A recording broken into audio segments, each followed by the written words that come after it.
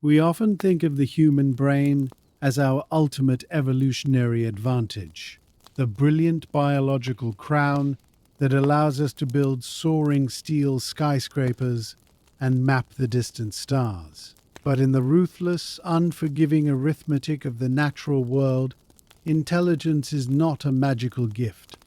It is a terrifying, ravenous liability that almost drove our ancestors into permanent extinction. Tonight, we step back to witness the agonizing dawn of human cognition, exploring how a desperate fight against starvation forced a weak, two-legged ape to accidentally conquer the planet. You are crouching low in the dry, razor-sharp yellow grass of the ancient East African savanna. The time is 2 million years before the present day. The midday sun is a punishing, searing weight against your bare shoulders.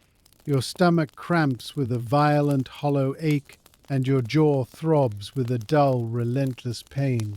For the past 6 grueling hours, you have been desperately chewing on tough, fibrous raw tubers pulled straight from the baked dirt, grinding the bitter roots between your flat teeth just to survive the afternoon. You are physically exhausted, your frail muscles trembling under the strain. Despite the sweltering heat radiating from the baked earth, a cold shiver of deep cellular fatigue runs straight down your spine. The body is running on empty, burning through its meager fuel reserves faster than the tough roots can replenish them.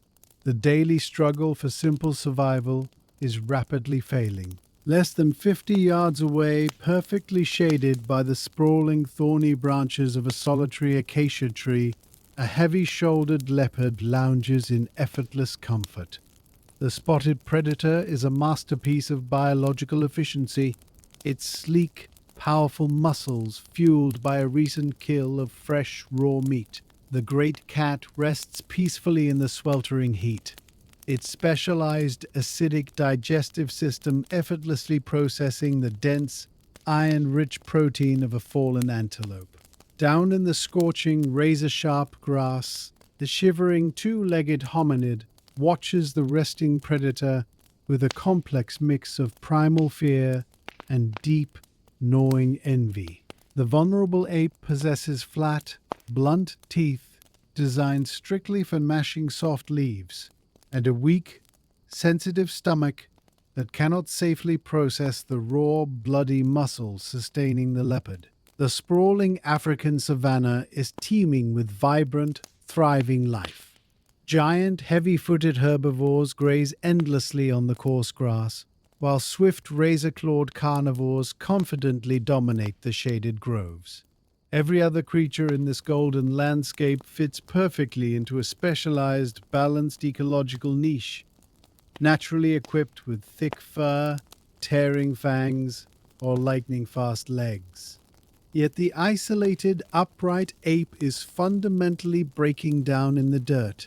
The creature is perpetually exhausted, perpetually starving, and teetering dangerously on the very edge of biological collapse. A profound, invisible paradox is playing out in the dry dust. Why is this specific animal struggling so desperately to keep its heart beating while the rest of the prehistoric world thrives with such terrifying ease? The tragic vulnerability of the early hominid is not simply a matter of lacking sharp claws or thick protective armor. The creature is actively starving to death because it is carrying a ruthless, invisible biological parasite. This parasite does not burrow under the skin or attach itself to the intestinal wall like a common tapeworm. It is securely locked away, heavily guarded, inside the thick bone of the skull. The fragile ape is burdened with a strangely large, wildly overgrown brain. In the strict, unforgiving economy of the natural world, every single internal organ operates on a strict caloric budget. A muscle only burns fuel when it physically moves, and a stomach only works when it has food to digest. But the overgrown grey matter inside the hominid skull refuses to follow these basic rules of planetary survival. It is a greedy, ravenous engine that demands a continuous, uninterrupted flow of high-octane energy every single second of the day, even when the animal is resting in the dark. The sheer scale of this internal theft is mathematically staggering. The brain accounts for a mere 2% of the total body weight of the ape, a fraction of its physical mass. Yet, this localized cluster of soft tissue aggressively steals a staggering 20% of the creature's daily caloric intake just to keep its millions of electrical synapses continuously firing. It is an astronomical biological tax levied against a body that is already struggling to find a single meal. The human brain operates exactly like a heavy, energy-hogging supercomputer running at maximum capacity on a rapidly dying battery.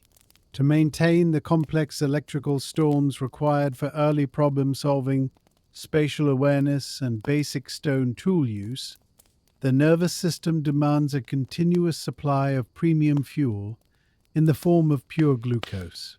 But the prehistoric savanna is a brutal, barren grocery store.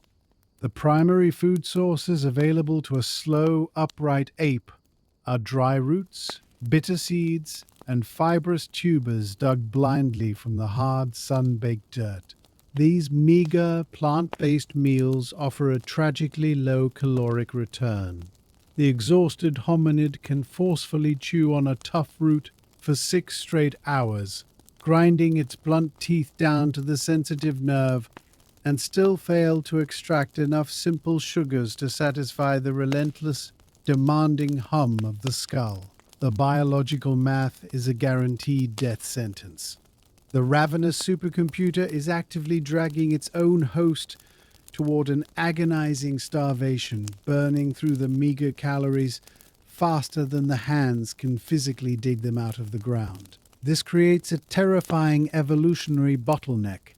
Natural selection usually ruthlessly eliminates any physical mutation that severely threatens the immediate survival of an organism. By all standard rules of biology, this oversized, energy-draining brain should have been quickly bred out of existence, replaced by a smaller, vastly more efficient organ that did not constantly threaten to starve the ape. The fragile hominid was trapped in a lethal paradox, burdened with a brilliant machine it simply could not afford to plug in.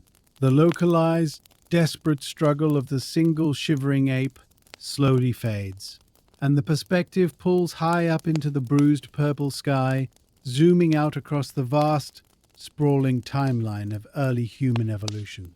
As the centuries blur into millennia, a stark, uncompromising reality settles over the harsh African plains. If the lineage of the upright ape was going to survive the brutal arithmetic of the savanna, let alone conquer the entire globe, it desperately needed to locate a significantly richer source of fuel. Foraging for bitter seeds and chewing on dry roots was a failed biological strategy.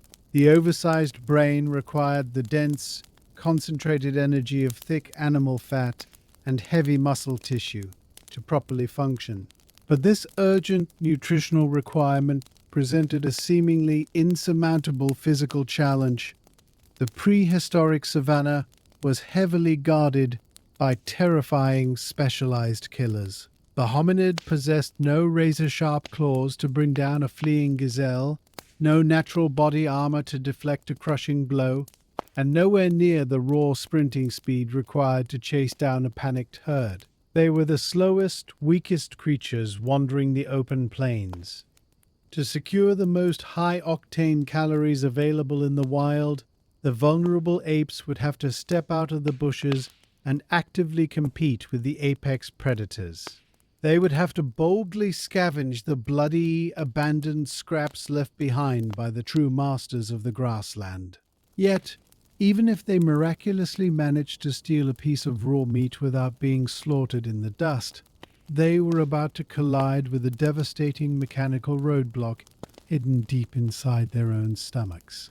A cinematic sweep over a cracked, dusty riverbed reveals the desperate, brutal reality of the prehistoric food chain. The blinding midday sun beats down on the baked earth, illuminating a small trembling band of early hominids huddled together in the dry brush. Their deep-set eyes are fixed on a violent scene unfolding just 50 yards away. A fearsome saber-toothed cat, its muscular chest heaving from the sheer exertion of a fresh kill, slowly abandons the half-eaten carcass of a fallen gazelle. The giant predator drags its heavy paws across the sand, seeking the cool shade of a distant rock formation to rest after its heavy meal. The exact moment the striped feline disappears from view, the shivering apes break their cover. Driven by a maddening hollow hunger, they rush frantically across the open gravel toward the bloody remains. They do not possess the lethal fangs to make this kill themselves, but they clutch crude, heavy stones in their calloused hands. The air smells sharply of dry dust and fresh copper blood. Surrounding the shattered rib cage of the gazelle, they swing their rock hammers with desperate, frantic energy. They violently smash the thick leg bones to expose the rich, fatty marrow hidden deep inside, and they use sharp, splintered flakes of flint to aggressively strip away the remaining ribbons of raw muscle. They are stealing the discarded scraps of apex predators, fighting a terrifying daily battle to gather enough dense fuel to keep their internal engines running. But the scavenged meat is a biological treasure chest with a lock that is exceptionally difficult to pick. The stolen meat and greasy bone marrow represent the ultimate premium fuel required to fund the ravenous supercomputer sitting inside the hominid's skull. A single pound of this scavenged flesh contains significantly more concentrated energy than an entire field of dry, bitter roots. It is the exact high-octane biological fuel the expanding brain demands to keep its millions of electrical synapses continuously firing. But standing in the dusty riverbed, frantically trying to consume the raw gazelle muscle, the early humans collide violently with a fatal mechanical bottleneck. Fresh, uncooked meat is an exceptionally hostile material to a digestive system that evolved primarily to mash soft leaves and fruit. The raw muscle fibers of a wild herbivore are dense, tightly woven, and bound together by a thick, unyielding web of connective tissue called collagen. Biting into a raw flank of gazelle is exactly like trying to chew through a thick, heavy-duty industrial rubber band. The blunt, flat teeth of the hominid are fundamentally incapable of cleanly slicing through this tough, elastic material. The jaw muscles must work with agonizing, relentless force, grinding up and down for countless hours just to reduce a single mouthful of meat into a swallowable lump. The physical act of chewing the raw flesh becomes a grueling, exhausting marathon of sheer mechanical labor, draining the very energy the ape is desperately trying to acquire. The jaw joints ache with a dull, throbbing pain, and the teeth slowly wear down under the constant friction. The meat simply will not yield easily. The grueling marathon of mechanical chewing is merely the first exhausting hurdle in a brutal physiological obstacle course. Swallowing the tough, poorly chewed lump of raw meat does not magically grant the hominid instant access to its life-saving calories. The fundamental law of thermodynamics dictates that digestion itself requires a staggering amount of raw, internal work. Once the heavy, elastic mass of muscle fiber drops into the dark chamber of the stomach, the body must immediately mount a fierce chemical offensive just to break it apart. The internal organs are forced to violently ramp up production, generating an ocean of potent, corrosive gastric acids to slowly dissolve the dense protein chains and thick collagen bonds.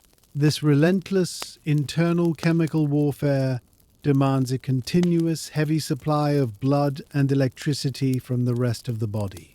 The stomach muscles must churn and squeeze the raw meat for many hours, acting like a slow biological cement mixer attempting to pulverize a load of solid bricks. while the giant cat resting under the distant rocks possesses a short, highly specialized digestive tract designed to rapidly liquefy raw flesh with ruthless efficiency. The ancient human gut is far too long and structurally inefficient for the task. The hominid is forced to spend a phenomenal amount of its own precious caloric reserves just to fund the agonizing digestion process, burning away the fuel before the brain ever gets a true chance to use it. The final, devastating truth of the scavenger's diet is a matter of strict biological accounting. After surviving the terrifying sprint across the dusty riverbed to steal the carcass, jaw-breaking chewing in the blistering sun, and after forcing the stomach to churn relentlessly through the night to dissolve the tough collagen, the actual net caloric gain is frustratingly dangerously small. The upright ape has successfully consumed the most energy-dense food on the prehistoric savanna, yet the grueling mechanical and chemical labor required to process that raw meat has aggressively eaten up most of the profits. To properly visualize this devastating biological math, imagine driving a car to purchase a single precious gallon of expensive premium gasoline. But the gas station is located so far away and the engine is so inefficient that you are forced to burn half a gallon of fuel just to complete the round trip. The final, usable reward deposited into your tank is a tragically small fraction of what you originally paid for. The early human body was running this exact same disastrous economic model every single day. The ravenous supercomputer inside the skull demanded a huge daily caloric tax, but the exhausted stomach was continuously handing over a tiny fraction of the necessary funds. The raw meat was a tantalizing, bloody illusion of absolute abundance, masking a severe, ongoing physiological deficit that kept the apes perpetually shivering on the brink of starvation. This punishing biological mathematics meant that relying strictly on raw, scavenged meat still led the vulnerable hominid directly toward a slow, agonizing starvation. The oversized brain desperately needed the dense, rich calories locked securely inside the heavy muscle fibers, but the physical body was fundamentally unequipped to unlock those vaults efficiently. The hominids were trapped in a cruel evolutionary purgatory, possessing the brilliant mental capacity to track a predator and steal its hard-won prize, but lacking the necessary internal hardware to actually profit from the daring theft. If the lineage of the upright ape was going to survive the harsh reality of the African plains and feed the growing supercomputer in its skull, it could no longer rely on the slow, inefficient churning of its own stomach. The species needed to execute a radical, unprecedented leap in biological engineering. To bypass the grueling marathon of chewing and the heavy energy drain of chemical digestion, humanity needed to find a way to violently break down the tough fibers of their food before the meal ever crossed their lips. They urgently required an external force powerful enough to melt solid muscle, a terrifying element that every other living creature on the planet instinctively avoided. To survive the brutal arithmetic of the savanna, the fragile hominids were going to have to capture a destructive monster and force it to do the heavy lifting that their weak jaws could not. The answer to their starvation was waiting in the dry brush, requiring a single spark from the heavens to rewrite the rules of biology forever. The sprawling African savanna lies silent under the crushing weight of a stagnant, humid afternoon. The time is approximately 1,500,000 years before the present day. The early ancestors of humanity, a rugged lineage known as Homo erectus, seek meager shade beneath a jagged rocky outcropping. The bruised sky darkens rapidly as a sudden dry thunderstorm rolls aggressively over the golden plains. There is no heavy rain to quench the parched, cracking earth, only the violent, erratic crack of atmospheric static building in the heavy air. A jagged bolt of blinding white lightning violently strikes a dead, brittle acacia bush just 50 yards from the huddled hominids. With a deafening, bone-rattling snap, the dry wood erupts into bright, dancing orange flames. The localized brush fire crackles and hisses with raw kinetic energy, rapidly consuming the dead branches and sending thick, choking plumes of dark smoke high into the turbulent sky. The sharp, unfamiliar scent of roasted grasshoppers and toasted wild seeds catches the shifting wind, drifting directly into the flared nostrils of the watching apes. The baked landscape is briefly illuminated by a terrifying, chaotic glow that casts long, dancing shadows against the stone. The hominids watch the blazing inferno with wide, reflecting eyes. The roaring heat radiating from the burning acacia bush physically pushes against their skin, a fierce thermal wave that challenges the sweltering afternoon sun. They are witnessing the raw, untamed power of combustion, a chemical chain reaction that indiscriminately devours whatever it touches. The burning wood pops loudly, sending glowing red embers spiraling into the dry dust like falling stars. To every single breathing creature on the face of the earth, the sudden appearance of fire is a universal signal for immediate, frantic retreat. The bright, roaring flames represent a terrifying, consuming monster that does not negotiate and cannot be fought with sharp claws or heavy horns. When the dry acacia bush ignites, the surrounding savanna instantly erupts into a panicked, chaotic stampede. Giant herds of grazing antelope and towering, heavy-footed elephants instinctively turn and flee from the choking smoke, driven by millions of years of deeply wired biological panic. Even the most fearsome apex predators, the giant saber-toothed cats and the heavily muscled hyenas, abandon their fresh kills and sprint toward the safety of the distant riverbed. The survival software encoded in their DNA screams a singular, non-negotiable command: run away or be burned alive. Fire is the undisputed tyrant of the natural world, a chaotic force of pure destruction that systematically reduces vibrant, living ecosystems to sterile, pale gray ash. To intentionally step toward the dancing orange flames goes against every fundamental rule of prehistoric survival. It is an act of sheer, suicidal madness that defies the rigid logic of the animal kingdom. The hominids huddled under the rocky outcropping feel the exact same primal terror gripping their pounding hearts, their muscles tensed and ready to join the frantic stampede away from the heat. Yet, as the panicked herds vanish into the dust and the roaring predators retreat into the shadows, a strange, unprecedented curiosity begins to quietly overpower the ancient instinct of fear. The ravenous supercomputer resting inside their skulls processes the terrifying bright light not just as a deadly threat, but as a fascinating phenomenon.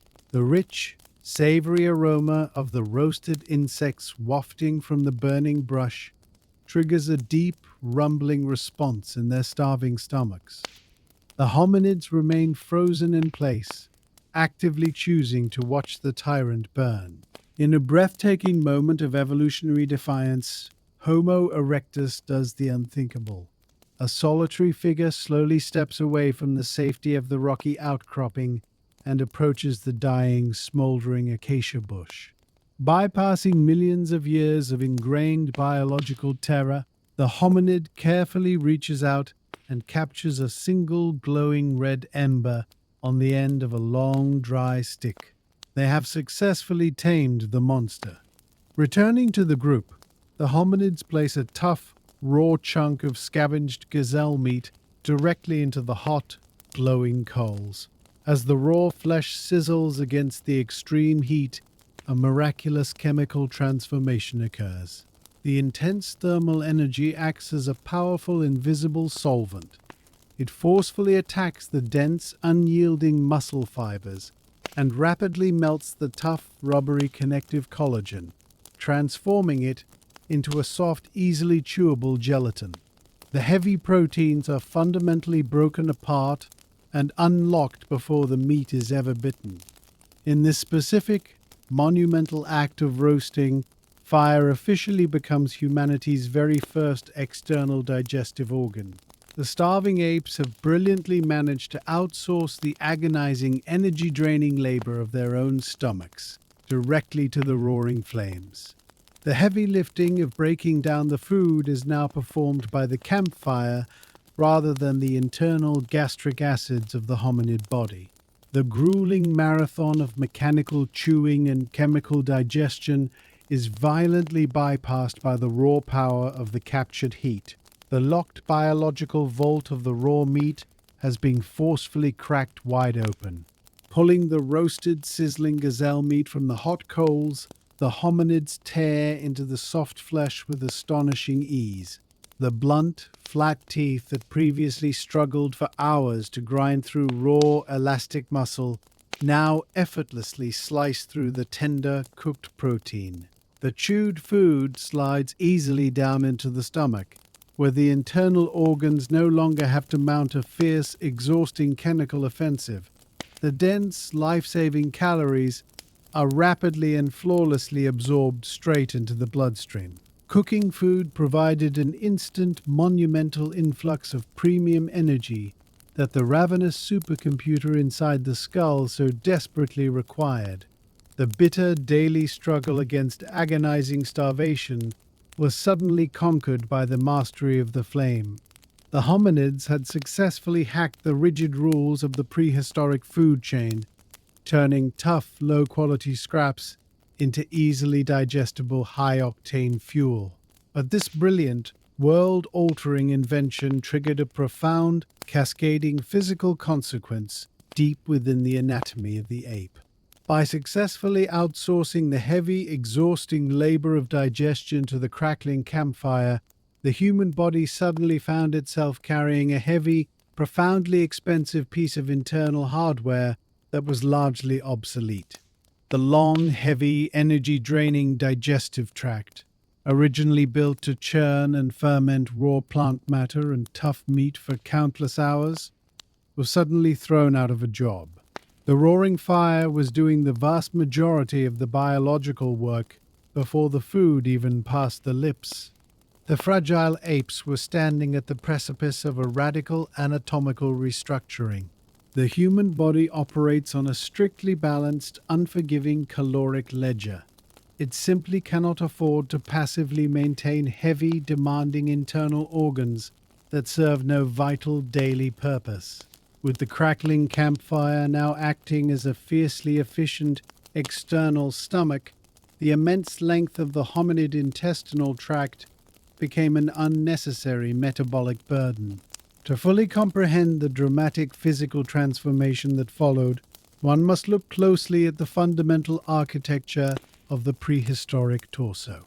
For millions of years, the ancestors of humanity possessed large, protruding, barrel-shaped bellies, specifically designed to house dozens of feet of heavy, twisting intestines required to slowly ferment raw, fibrous vegetation.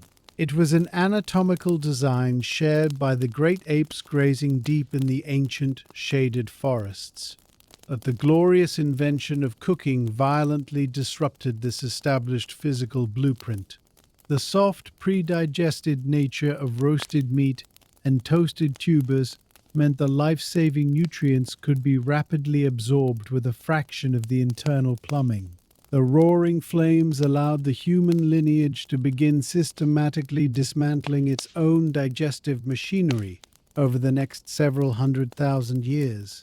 The species was quietly preparing to trade its heavy, protruding belly for a sleek, narrow waistline. This slow, steady shrinking of the internal organs would ultimately release a staggering surge of surplus metabolic power. The critical evolutionary question remained, Exactly where would the human body forcefully redirect this colossal, newly liberated electrical current? Stand the dark silhouette of a modern silverback gorilla directly next to the sleek, upright frame of an early human hunter under the harsh, baking sun of the savanna. The physical contrast between the two primates is immediate, jarring, and deeply revealing.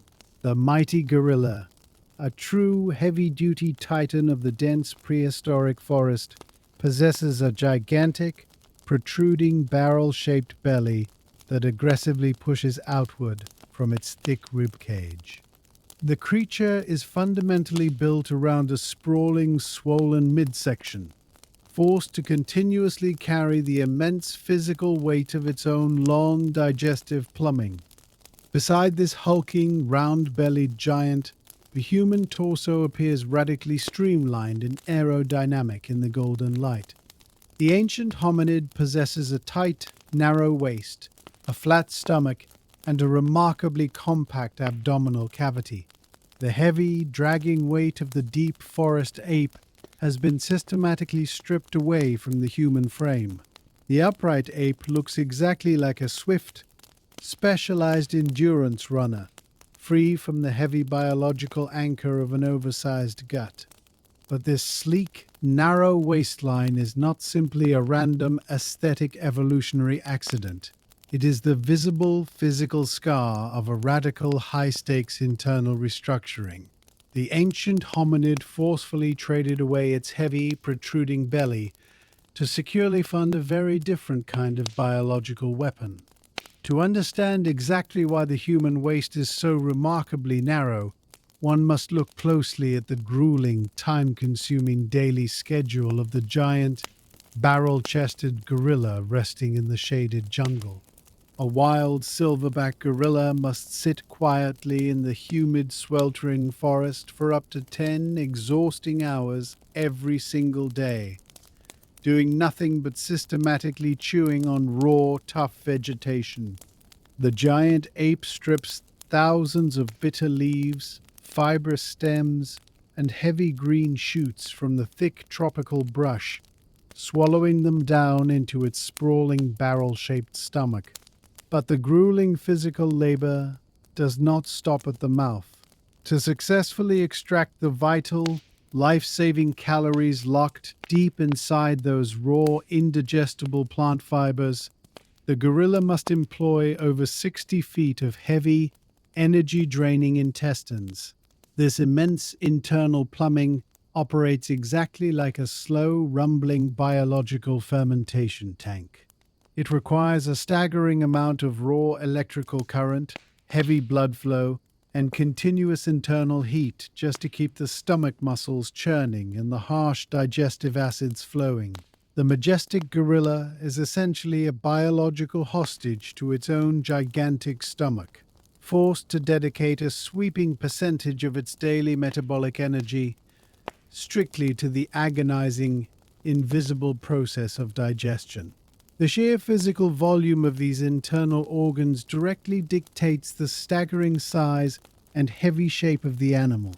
Looking back at the sleek, narrow waist of the upright human hunter standing in the dry savanna, a terrifying biological paradox emerges from the blowing dust. If the heavy, protruding gut is strictly required to successfully extract fuel from the raw earth, why does the fragile human lack this heavy digestive machinery? How does the hominid survive without the heavy, rumbling fermentation tank operating inside its narrow abdomen? The glorious, life-saving answer to this biological paradox was burning brightly in the glowing red coals of the crackling campfire.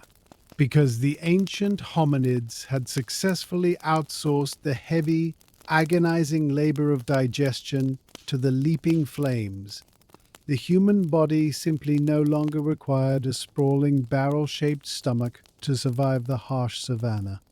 The intense radiating heat of the controlled fire was rapidly melting the tough connective collagen and violently breaking down the dense, heavy protein fibers before the roasted meat ever touched the human tongue.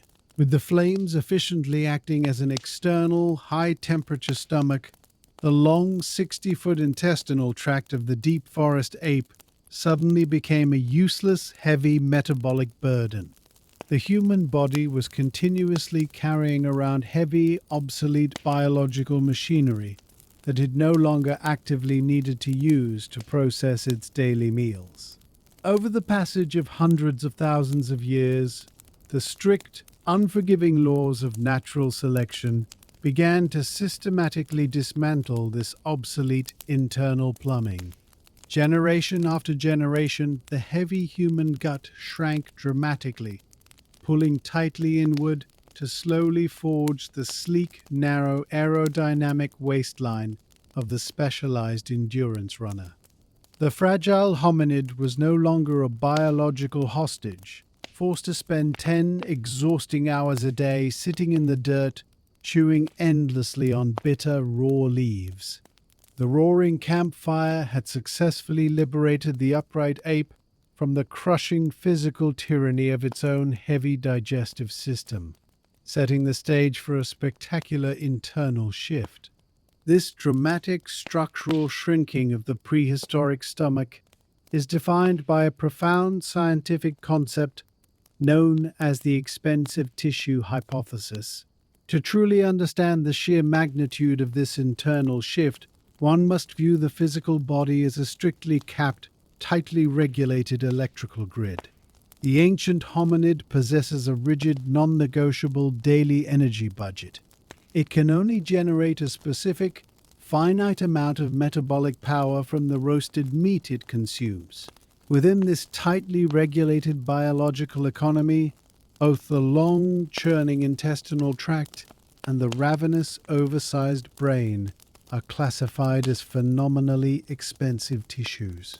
They both demand a staggering, continuous flow of heavy blood and raw electrical current just to function. In a normal, raw food diet, the body simply cannot afford to simultaneously fund both a gigantic, 60-foot stomach and a brilliant supercomputing brain. The electrical grid would instantly overload and crash, leading to swift starvation.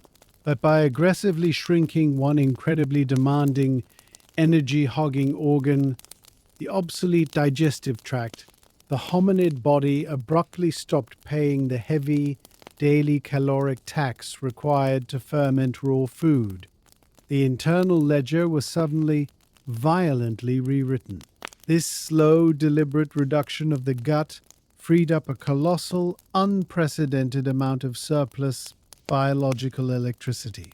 The shivering, starving ape of the dusty savanna was abruptly transformed into a creature holding a sprawling, overflowing bank account of raw, untapped metabolic power. But the unforgiving, hyper-efficient laboratory of nature fundamentally hates a vacuum. The prehistoric human body was never designed to simply hoard a sprawling, unused surplus of internal energy. When the digestive tract shrank and the heavy caloric tax was finally lifted, the hominid biological grid was suddenly flooded with excess electrical power and nowhere obvious to spend it. The muscles of the arms and legs did not instantly balloon into heavy, hulking tree trunks because sheer physical strength was no longer the primary weapon for survival. The crackling fire and the sharp stone tools had already proven far more effective than raw brute force. Instead, the complex internal wiring of the human body executed a brilliant, terrifyingly fast reroute. It took that colossal, newly liberated river of metabolic energy, previously reserved for churning raw leaves in the dark stomach, and violently pushed it straight up the spinal cord. The surplus power surged directly into the cramped, heavy bone of the skull, flooding the starving, overgrown parasite with a limitless supply of premium, high-octane fuel. The greedy supercomputer finally received the staggering, dedicated power supply it had been desperately waiting for. The biological constraints were officially shattered. and the rigid ceiling on intelligence was permanently removed. The roaring campfire had accidentally built the ultimate physiological battery. The stage was flawlessly set for the most explosive, rapid anatomical ballooning in the history of the animal kingdom, preparing to fundamentally rewrite the very nature of planetary time. Trigger a rapid cinematic time-lapse of the hominid skull spanning 1,000,000 grueling years of prehistoric evolution. Watch the physical architecture of the human head violently transform under the immense pressure of the newly redirected energy. The heavy, protruding jawbone, once packed with thick, bone-crushing muscle, designed to relentlessly grind raw roots and tough meat, begins to rapidly recede and soften. The thick, jutting brow ridges that shielded the deep-set eyes of the ancient apes slowly smooth out, leaving a flatter, more delicate facial structure. But the most terrifying and spectacular physical alteration occurs just behind the eyes. The smooth, domed vault of the cranium begins to aggressively push outward, ballooning like a slowly inflating biological tire. The rigid bone of the skull is forced to crack and expand to accommodate the explosive growth of the soft gray tissue developing inside. The brain capacity of the early hominid swells from a modest 600 cubic centimeters to a staggering 1,400 cubic centimeters. This is the phenomenon of encephalization, an unprecedented anatomical explosion fueled strictly by the roaring campfire and the cooked meat surplus. The fragile, shivering ape of the savanna has successfully built the ultimate heavy-duty biological supercomputer. The newly enlarged neocortex is a folded, densely packed labyrinth of billions of electrical neurons, all humming with raw, untapped potential. But possessing a giant fuel-injected brain raises a profound, terrifying question about its actual function. The newly enlarged neocortex is now fully funded by the rich, cooked food surplus, receiving a relentless, uninterrupted flow of premium glucose straight from the roaring campfire. The shivering, starving ape has officially conquered the brutal caloric mathematics of the ancient savanna, transforming into a creature armed with a breathtakingly expensive biological supercomputer. But what exactly does this sprawling, folded expanse of extra gray matter actually do? It is exceptionally tempting to assume that a bigger, heavier brain simply means the hominid suddenly possesses deeper, more philosophical thoughts about the vast universe or the beauty of the setting sun. But the brutal, unforgiving laboratory of prehistoric natural selection does not waste precious energy on abstract poetry or quiet contemplation. The explosive growth of the human brain was driven by a desperate, physical need to survive the lethal predators and secure more fuel. To achieve this, the ballooning neocortex did not just make the humans smarter, it fundamentally, violently altered how the creature perceived the relentless flow of time itself. Every other creature in the dusty savanna, from the lounging leopard to the grazing gazelle, is securely locked inside a permanent, unyielding present tense. They react strictly to the immediate sensory data crashing into their eyes and ears. The hominid was about to break that temporal chain. The biological supercomputer was preparing to launch a radical software update that would permanently separate humanity from every other living animal roaming the African plains. The vast majority of the animal kingdom is securely locked inside a permanent, unyielding present tense. A grazing gazelle or a stalking leopard experiences the physical world strictly as it happens, reacting instantly to the immediate sensory data crashing into their eyes, ears, and nostrils. Their consciousness is a continuous, unbroken stream of real-time reactions.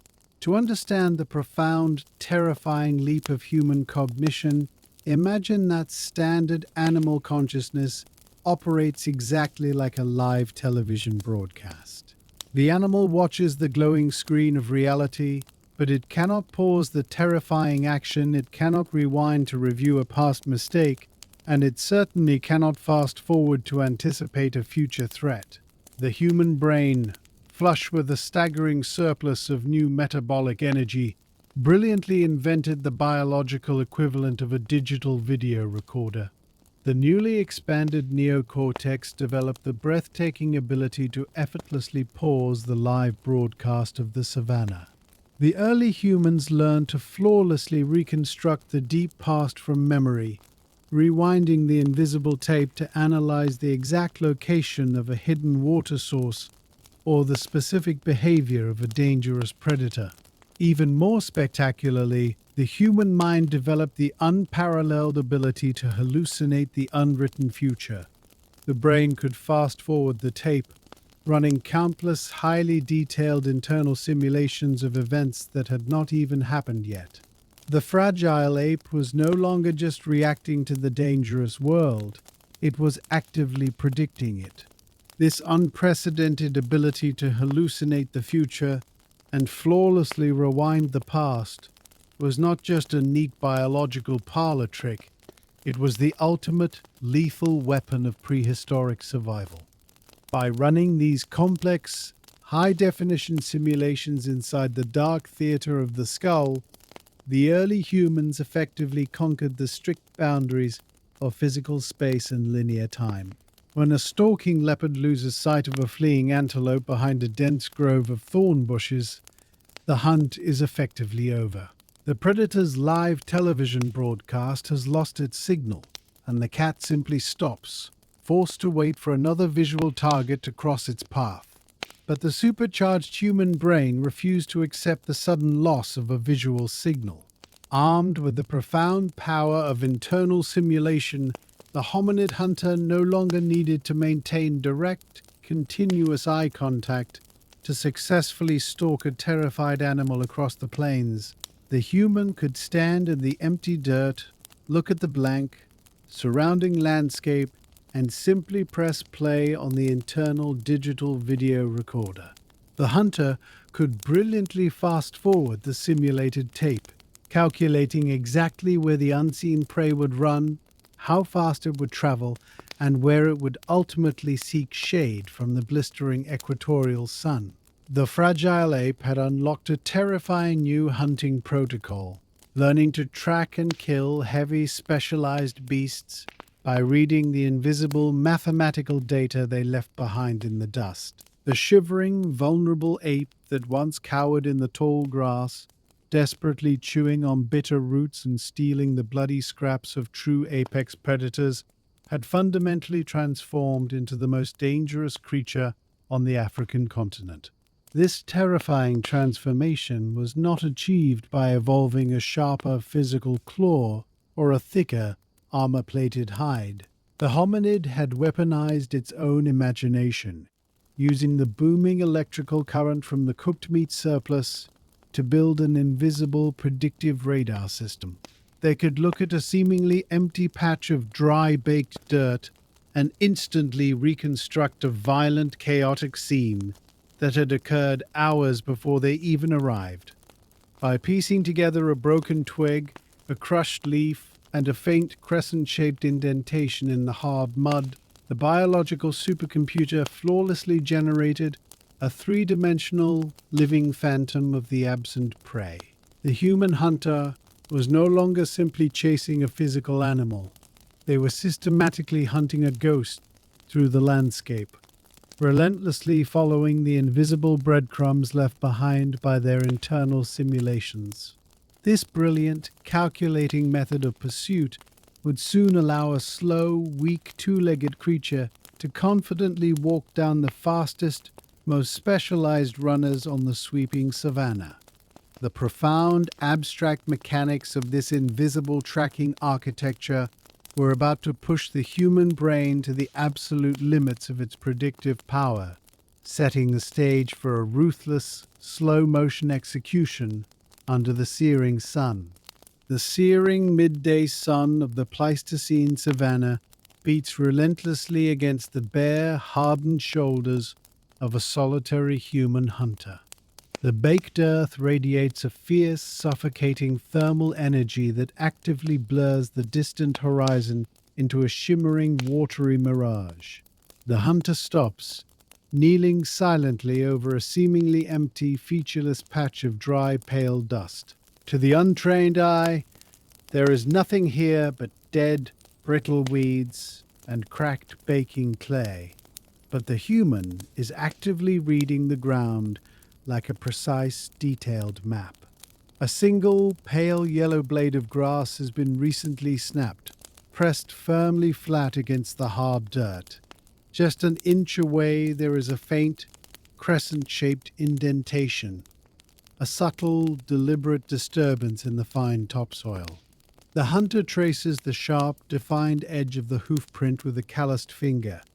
He measures the exact depth of the compressed soil and carefully notes the specific angle of the snapped vegetation. The target, a heavy, swift antelope, passed through this precise location mere minutes ago. The beast is running fast, driven by raw fear and moving with a long, desperate stride.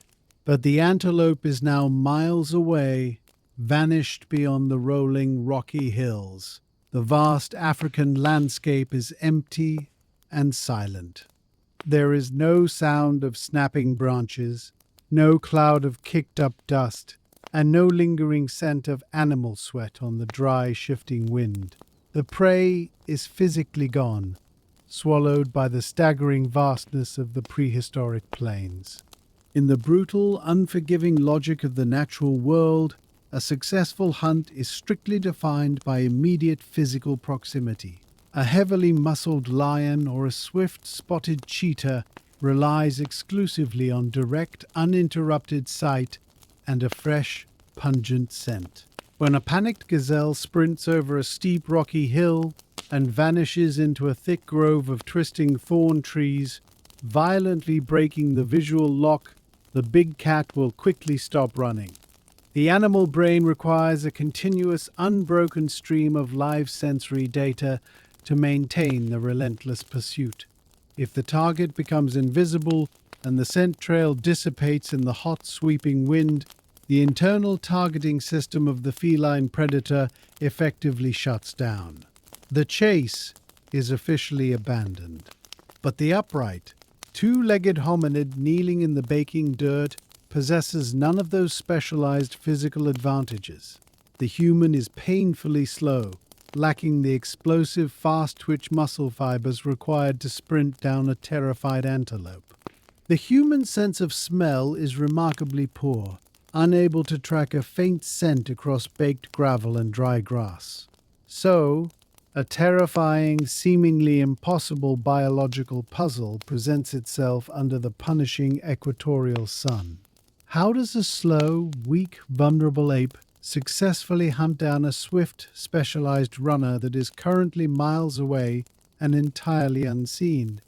If the human cannot outrun the beast, and cannot even see or smell the beast, how can the human possibly kill it? The answer requires a radical departure from the standard rules of prehistoric predation. The hunter does not need to see the physical body of the antelope to secure a lethal strike. To successfully catch an invisible animal, the fragile human must rely strictly on the expensive, heavy-duty biological supercomputer funded by the crackling campfire. The human brain executes a breathtaking, unprecedented cognitive leap, known as theory of mind. This is the profound abstract ability to forcefully project one's own consciousness directly into the mind of another living creature. The silent hunter, kneeling in the pale dust, is not just looking at a broken blade of grass and a shallow hoofprint. He is actively running a high-definition predictive simulation inside the dark theater of his own skull. He forces his mind to temporarily become the fleeing antelope. The hunter considers the blistering, radiant heat of the unforgiving midday sun beating against his own shoulders. He carefully calculates the heavy, exhausting physical toll of a frantic, panicked sprint across the jagged rocks. He knows the exact heavy weight of the fleeing animal, the rapid rhythm of its terrified breathing, and the desperate non-negotiable biological necessity for cool shade. By utilizing theory of mind, the human seamlessly merges his own intellect with the primal driving instincts of his prey. The unseen antelope is no longer a random, unpredictable variable lost in the vast, sprawling wilderness. It is a biological machine bound by strict, unbreakable rules of thermodynamics and physical exhaustion. The hunter does not need to guess which specific direction the terrified beast ran. The internal simulation provides a flawless mathematical certainty. The hunter knows exactly what the antelope will do next, because the hunter knows exactly what he would do if he were wearing the heavy, sweating skin of the exhausted prey. The internal predictive simulation yields a clear, undeniable result. The hunter knows the fleeing antelope is rapidly overheating in the brutal, sweltering equatorial heat. He knows the frantic animal will desperately seek out a specific dense grove of twisting acacia trees located exactly 2 miles to the west, where the shadows are deep and the dirt is cool. The human does not need to sprint across the jagged gravel. He does not need to roar or give violent chase. The hunter simply stands up, firmly grips the smooth shaft of his wooden spear, and begins to walk. This is the terrifying, methodical art of the prehistoric persistence hunt. While the heavy-coated antelope sprints in a blind panic, forcefully spiking its internal core body temperature to a lethal degree, the hairless, sweating human merely maintains a steady, relentless, and perfectly measured walking pace. The human tracks the invisible data, reading the snapped twigs and the displaced pebbles, allowing the predictive radar of his brain to guide his calloused feet. Hour after hour, the slow, weak ape continuously pursues the swift, specialized runner. Every single time the antelope stops to rest in the shade, the walking human eventually appears on the distant horizon, forcing the exhausted beast to stand up and sprint again. The human uses the searing sun as a silent, lethal partner. The grueling hunt ends not with a violent, bloody wrestling struggle in the dirt, but with a quiet, mathematical inevitability. The majestic antelope simply collapses into the dry dust, its heart failing from severe heat stroke, its heavy muscles trembling and useless. The slow, calculating mind has successfully walked the fastest runner on the plains to death. The masterful application of predictive tracking and the brilliant abstract invention of theory of mind allowed the fragile hominids to fundamentally conquer the harsh prehistoric food chain. By weaponizing their own imagination, these slow, upright apes could reliably secure the heavy, calorie-dense meat required to keep their expanding, expensive brains fully powered. The human had become a flawless, relentless tracking machine, capable of reading the invisible stories written deep in the pale dust. But while a single, calculating hunter walking at a steady, measured pace can easily exhaust a solitary antelope under the sun, the African savanna and the expanding global landscape held far more terrifying, monumental beasts. A single human, armed only with a sharpened wooden spear and a powerful internal simulation, cannot possibly walk down an angry, 5-ton woolly mammoth or a towering, thick-skinned mastodon. To successfully hunt the true, heavily armored giants of the ancient world, a solitary biological supercomputer is mathematically insufficient. These isolated, brilliant minds desperately needed a practical way to physically link their processing power together.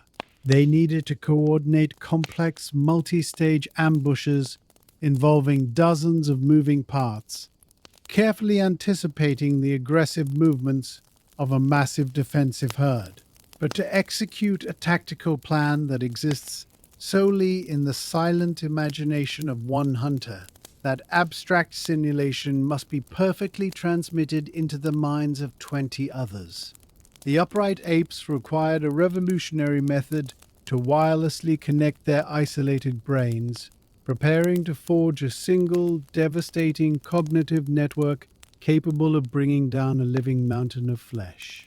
The blistering heat of the prehistoric savanna finally surrenders to the deep, freezing black of nighttime. Inside a shallow, damp limestone cave, the flickering orange glow of a roaring campfire violently pushes back the encroaching shadows. The crackling flames illuminate the heavy, scarred faces of a dozen early humans huddled closely together against the biting chill. The day of exhausting, methodical tracking is officially over, and the rich, fatty meat of the fallen antelope roasts slowly over the bright coals, dripping heavy grease into the ash.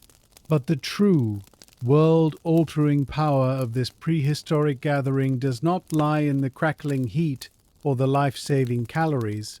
Bouncing off the rough, mineral-stained stone walls of the cavern are strange, rhythmic, guttural sounds. These are not the random chaotic hoots of a panicked ape or the deep, territorial roars of a stalking leopard.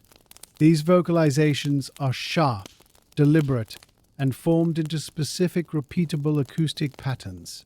The hominids are actively pushing controlled bursts of breath through their descending larynxes, shaping the complex sounds with rigid tongues and clicking teeth. They are building an invisible bridge of vibrating air between their isolated individual minds. The flickering light dances across their focused, calculating eyes as they exchange these intricate vocal sequences. The damp cavern is not just a physical shelter from the freezing night wind. It is actively transforming into a prehistoric broadcasting station. The biological supercomputers are booting up a revolutionary communication protocol. To truly understand the staggering cognitive leap represented by these rhythmic grunts and sharp clicks, one must examine the strict, unyielding biological limits of animal communication. Every creature on the African plains possesses a specific vocal vocabulary designed to broadcast immediate physical reality.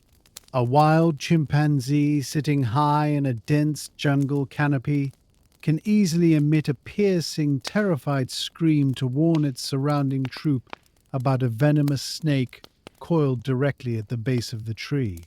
The sharp, frantic shriek instantly triggers a synchronized wave of panic, forcefully commanding the other apes to flee to higher, safer branches. But that biological alarm system is securely locked inside the permanent present tense. The chimpanzee can only scream about the exact danger it sees right in front of its eyes. The primate cannot look at its fellow apes and communicate the abstract concept of yesterday or the unwritten threat of tomorrow. A chimpanzee cannot say, "There was a long green snake hiding by the rushing river yesterday afternoon, and because the water is low, it will probably be waiting there again tomorrow morning." The animal fundamentally lacks the intricate neurological architecture required to detach a vocal sound from the immediate physical environment. Standard animal calls are tied strictly to what is happening in the exact fraction of a second the sound is produced. The early humans sitting around the glowing coals were violently breaking this rigid biological law. They were preparing to transmit complex, invisible data about things that simply were not there. The breathtaking evolutionary breakthrough echoing off the damp, mineral-stained cave walls is the brilliant invention of complex syntax. The human brain developed the unparalleled ability to string distinct, abstract sounds together into a structured grammatical code. Spoken human language became the very first wireless internet on the planet. It was an invisible acoustic network that allowed one hominid to seamlessly transmit detailed, three-dimensional data directly into the gray matter of another. When the exhausting persistence hunt was finally finished and the searing sun dipped below the rocky horizon, the glowing campfire effectively became humanity's first operational server room. The weary hunters would sit shoulder to shoulder in the loose dirt, chewing on roasted antelope meat, and actively download their individual daily experiences into the collective tribal network. A single, observant tracker could verbally map out the exact geographical location of a hidden, subterranean watering hole, describe the specific erratic behavior of a migrating herd, or warn the entire group about a dangerous, unseen predator stalking the eastern ridge. The detailed, predictive simulation running inside one hunter's mind was wirelessly uploaded and perfectly replicated in the minds of 20 others. This revolutionary acoustic data transfer meant that if a seasoned elder hunter was tragically killed by a charging beast, their decades of hard-won survival knowledge did not simply die with them in the dry dust. The vital data had already been copied, verbally shared, and safely backed up on the biological server. By successfully networking their isolated brains together through the invisible medium of spoken syntax, the fragile hominids fundamentally changed the mathematical odds of planetary survival. They were no longer just a loose, vulnerable collection of shivering apes trying to outrun the swift predators of the plains. They operated as a single, unified, coordinated superorganism. A solitary human cannot possibly overpower a towering 5-ton mastodon with a sharpened wooden spear. But 20 networked humans, sharing the exact same tactical simulation and communicating flawlessly through prearranged acoustic signals and whispered grammar, become an unstoppable lethal force. The spoken word allowed them to plan complex, multi-stage ambushes, assign specific specialized roles, and execute perfectly timed, simultaneous strikes against ancient beasts 50 times their physical size. Language turned the soft, vulnerable apes into the undisputed masters of the physical world.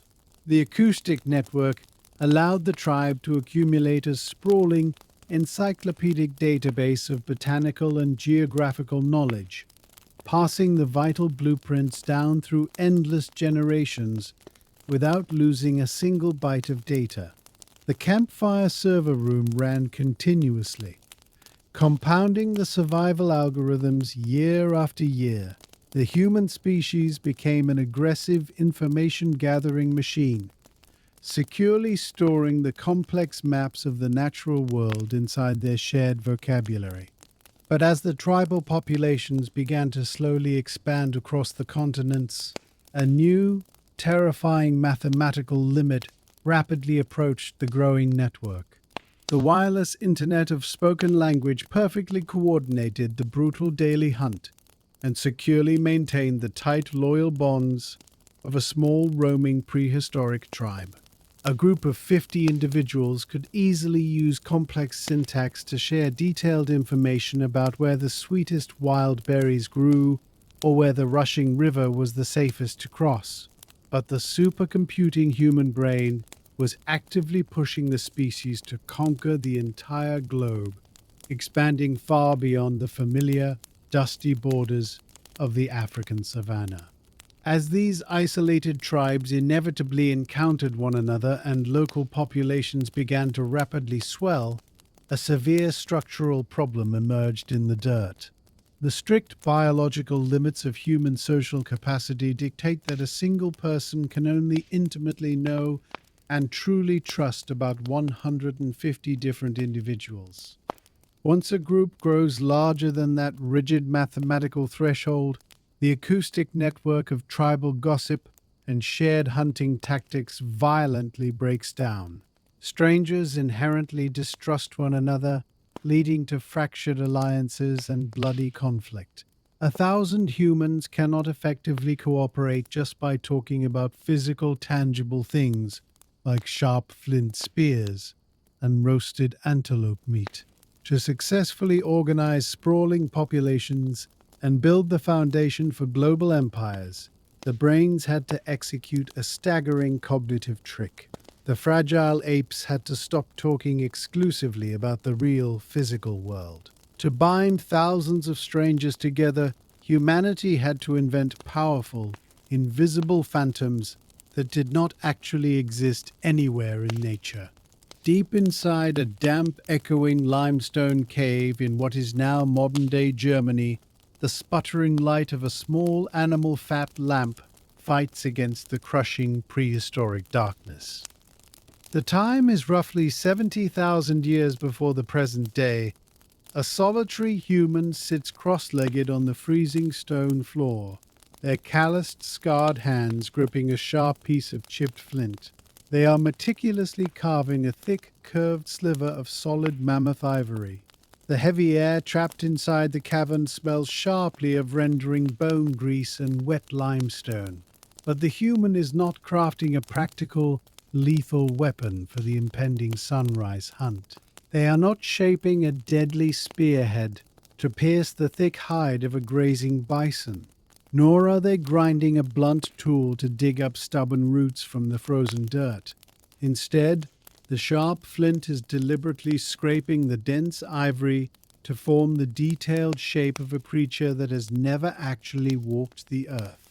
The carved figure possesses the upright bipedal legs and torso of a human being, but resting directly upon those smooth shoulders is the fierce, heavy-jawed head of a prehistoric cave lion. It is a biological impossibility, a physical contradiction forged strictly in the flickering shadows. The sharp flint scrapes against the dense ivory with a rhythmic, high-pitched scratching sound that echoes down the empty black tunnels. Hour after hour, the human leans closer to the dim flame to perfect the delicate curve of the feline snout. The floor around them is littered with tiny curled shavings of white bone, evidence of a grueling physical effort. The solitary carver is actively breathing life into a monster that exists nowhere in the natural world. In the brutal, unforgiving economy of the ancient Ice Age, every single calorie is a precious, life-saving commodity. The surrounding environment is harsh, the freezing winter wind is relentless, and starvation is a constant threat waiting just outside the cave entrance. By all standard biological logic, the human sitting on the cavern floor is committing a fatal, dangerous error. The act of meticulously carving a piece of solid mammoth ivory requires a staggering amount of focused physical labor. The arm muscles must burn heavy, hard-won fuel to repeatedly drag the sharp flint across the dense bone. The oversized brain must consume an enormous volume of premium glucose to constantly coordinate the fine motor skills and maintain the abstract image of the lion man strictly in the mind. The human is burning through their limited energy reserves for hours on end without a single break. And yet, this grueling effort produces zero tangible calories in return. The carved ivory statue cannot be eaten to satisfy a cramping stomach. It cannot be used to butcher the thick hide of a dead animal, and it certainly will not keep the freezing wind from biting the bare skin. To a stalking wolf or a grazing reindeer, this bizarre behavior would appear to be a catastrophic waste of biological resources. Why would a starving, exhausted primate voluntarily squander its precious fuel and hours of intense labor carving a phantom that provides no physical warmth or nourishment? This strange, solitary act seems to actively defy the rigid mathematical laws of survival that governed the ancient world. But this intricate piece of seemingly useless bone holds the ultimate, invisible key to human global domination. The carved lion man represents the profound, world-altering invention of fiction. It is the breathtaking cognitive leap where the human brain stops merely simulating the physical, tangible world and begins to actively manufacture brand new ones. In the strict social hierarchy of the animal kingdom, Large-scale cooperation is heavily restricted by physical biology. A wild chimpanzee will only share food, groom, or fight alongside another chimpanzee if they know each other intimately. They rely strictly on direct, daily physical contact to establish trust and maintain the delicate local tribal order.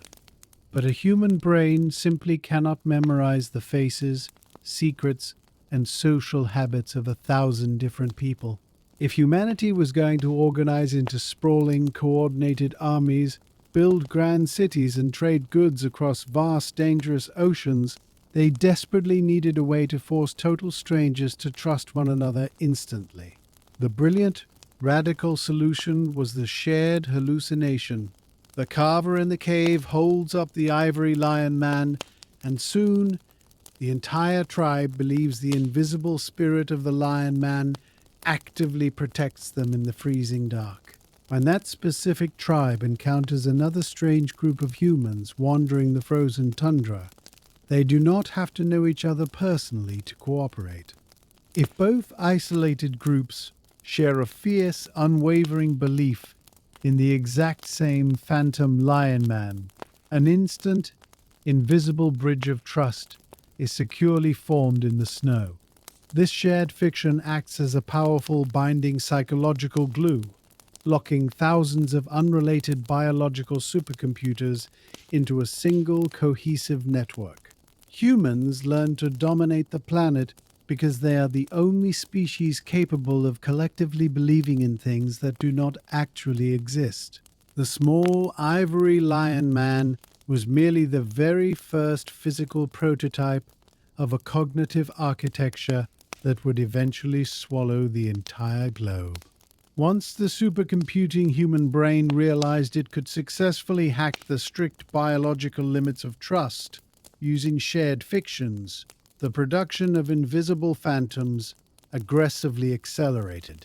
The isolated tribal totems slowly evolved into sprawling pantheons of angry storm gods and benevolent harvest spirits commanding unwavering loyalty from tens of thousands of kneeling strangers.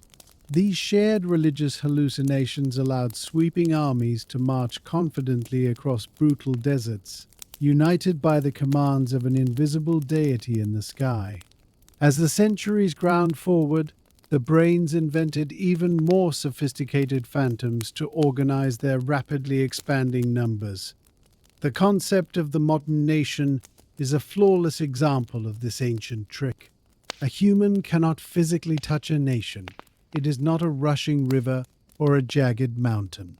A nation is simply an abstract story, a shared legal fiction agreed upon by millions of strangers living within imaginary borders. But the most powerful, universally accepted phantom ever forged by the human mind is the abstract concept of money. A piece of printed paper possesses zero inherent caloric value. A starving primate cannot eat a dollar bill to survive the freezing winter. Yet, because billions of networked human brains collectively agree to fiercely believe in the fictional story of its worth, it holds the raw power to move mountains of steel and feed sprawling cities.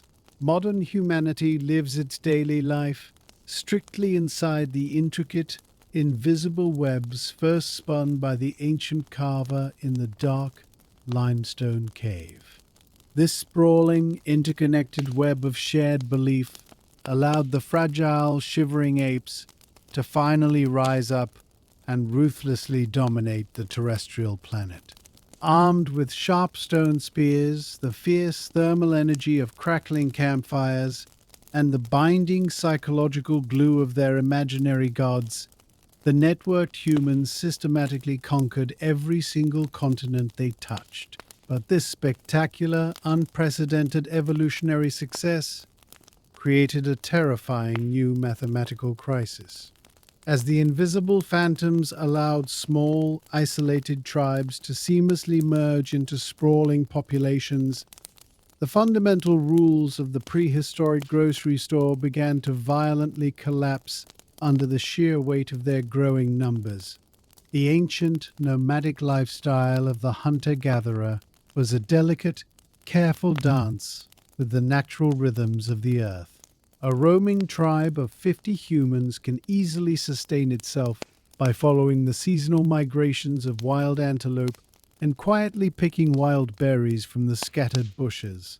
But a stationary, booming population of 10,000 hungry, networked supercomputers cannot possibly survive by merely chasing wild animals across the plains.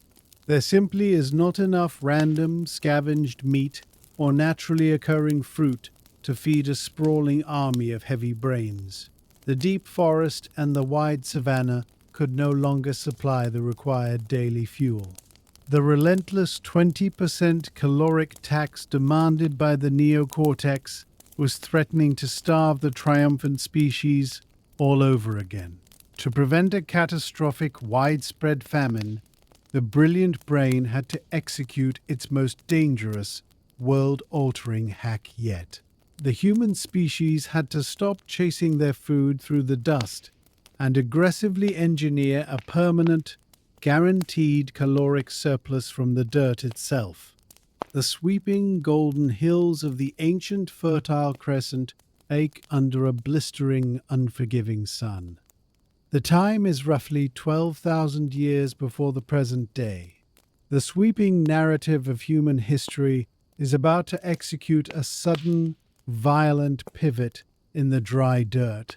Instead of a swift, painted hunter sprinting across the open plains with a sharpened wooden spear, a solitary human is currently kneeling on their hands and knees in the mud. The sweat pours down their scarred back as they painstakingly pull sharp weeds from a dense patch of wild einkorn wheat. Their hands are coated in thick black soil, and their fingernails are permanently cracked from the grueling daily friction of moving heavy rocks.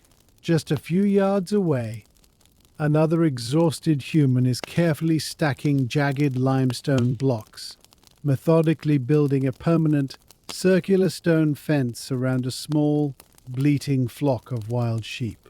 This is not a temporary hunting camp destined to be abandoned at the first sign of a changing season. The humans are deliberately altering the physical landscape, attempting to force the unpredictable natural world into rigid geometric rows. The sharp scent of crushed green stalks and wet clay hangs heavy in the stagnant air. The sprawling nomadic tribes that once chased migrating herds across the freezing tundra have stopped running. The biological supercomputers have decided to stop hunting their fuel and have chosen instead to manufacture it directly from the earth. The age of the relentless wanderer is over, replaced by the back-breaking dawn of the farmer. For 2 million grueling years, the ancestors of humanity operated as the ultimate, free-roaming apex predators of the natural world. The ancient hunter-gatherers possessed an exceptionally diverse, nutrient-rich diet, consuming a vibrant spectrum of wild berries, fresh nuts, roasted meat, and fatty bone marrow. They worked only a few short hours a day to secure their fuel, leaving vast expanses of time for resting in the shade, crafting tools, and sitting around the crackling campfire, exchanging complex syntax. Their bodies were fiercely athletic, forged by constant, varied movement across dynamic terrain. So a profound, agonizing historical paradox rises from the muddy fields of the Fertile Crescent. Why would a triumphant, specialized species suddenly choose to trade the fierce freedom of the open hunt for a life of grueling, repetitive labor in the dirt? The daily physical reality of early farming is a brutal, punishing existence. The farmer must wake long before the sunrise to haul heavy clay pots of water from the distant river, aggressively fight off swarms of hungry insects, and anxiously watch the unforgiving sky for a single drop of rain. And the ultimate reward for this endless, agonizing toil is a monotonous, bland diet consisting almost strictly of plain, tough grain. The rich, vibrant buffet of the wild savanna has been permanently traded for a meager bowl of boiled wheat porridge. It appears to be a devastating evolutionary downgrade, a willing surrender to a life of perpetual physical misery. Why would the brilliant, calculating human brain ever agree to such a terrible, restrictive bargain? To truly grasp the sheer magnitude of this terrible bargain, one must look closely at the physical architecture of the human skeleton. The upright ape was specifically engineered by millions of years of natural selection to sprint, climb, and throw heavy wooden spears with lethal precision. The human spine, the delicate knees, and the soft arches of the feet were never designed to withstand the crushing, repetitive strain of bending over a patch of dirt for 10 exhausting hours a day. The archaeological record reveals a grim, undeniable truth about the very first generations of human farmers.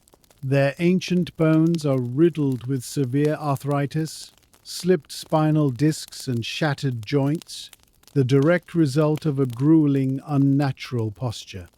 Furthermore, the human mouth was built to tear through roasted meat and chew diverse wild plants. The sudden, overwhelming shift to a diet based strictly on heavy carbohydrates triggered a catastrophic biological failure. The ancient skulls pulled from the earliest farming villages display shocking evidence of severe tooth decay and painful abscesses, as the constant flood of simple sugars from the wheat aggressively rotted their teeth right out of their jaws. The humans were physically destroying their own bodies, trading a vibrant, athletic existence for a life of chronic pain and severe nutritional deficiency. The brilliant biological supercomputer had seemingly led its own host into a devastating, inescapable cage of endless agricultural labor. The brilliant biological supercomputer did not make a foolish mistake. It simply prioritized raw mathematical volume over physical quality of life. As human populations swelled across the globe, the unpredictable, scattered food sources of the wild were no longer sufficient to feed the sprawling, networked tribes. The brain demanded a guaranteed, predictable caloric surplus to fuel its expanding empire. Agriculture was a magnificent, ruthless hack of the natural world. By domesticating the earth itself, humans could force a single acre of dirt to produce 10 times more usable calories than a wild forest ever could. We no longer had to endlessly search the horizon for vital fuel. We manufactured it in neat, geometric rows. But in doing so, a terrifying, invisible trap was permanently sprung. We became permanently tethered to our fragile fields, terrified of a single bad harvest that would starve thousands. The wheat did not offer us freedom. It demanded our constant, agonizing service. We cleared the forests, carried the water, and fought the weeds, dedicating our entire lives to ensuring the continuous survival of a simple grass. The profound, unsettling revelation of the Neolithic Revolution is that humanity did not actually domesticate the wild einkorn wheat. The wheat brilliantly, ruthlessly domesticated us. It trained the most dangerous apex predator on the planet to act as its loyal, suffering servant, using the ravenous demand of the human brain as the ultimate leverage. The heavy chains of civilization were forged not from iron, but from the delicate golden stalks of a simple grain. The upright apes traded their freedom for the illusion of control, forever binding their fate to the unpredictable whims of the rain and the soil. This brutal, back-breaking agricultural trap provided the raw, unyielding caloric foundation necessary to build the modern world. The guaranteed surplus of grain sitting in heavy clay silos allowed human populations to explode with terrifying speed. Because every single human no longer had to spend their day hunting for food, a new specialized class of citizens could finally emerge. The stored wheat funded the focused labor of kings, soldiers, priests, and eventually the brilliant engineers who would construct towering pyramids and sprawling empires of stone. The human brain had successfully secured its daily fuel source, ensuring that the biological supercomputer would never again have to shiver in the dark, chewing on bitter roots to avoid starvation. The long, terrifying famine of the Pleistocene epoch was officially conquered by the geometry of the plow. But a dark, hidden physiological disaster was quietly incubating within this new era of agricultural abundance. The sprawling cities and the overflowing silos fundamentally changed the external landscape, but the internal hardware of the human body remained exactly the same. The fragile, demanding brain inside the skull was still perfectly wired for the brutal, starving savanna of 2 million years prior. The supercomputer had brilliantly engineered an environment of absolute plenty, but it never actually received the crucial biological memo that the desperate struggle for calories was permanently over. Leave the muddy, sun-baked fields of the ancient Fertile Crescent far behind and step directly into the blinding, artificial neon glare of the 21st century. The modern supermarket is a breathtaking, climate-controlled temple of absolute, overwhelming abundance. There is no threat of a failed harvest here, no freezing winter wind, and no desperate shivering search for bitter roots in the dry dirt. Instead, spotless, gleaming aisles stretch outward in perfect geometric precision. The shelves are overflowing with a staggering kaleidoscopic array of plastic-wrapped sugar, deep-fried fats, and heavy, high-fructose corn syrup. The ambient temperature is perfectly regulated, and soft music plays from hidden speakers overhead. This is a manufactured environment where caloric scarcity has been ruthlessly permanently eradicated from daily existence.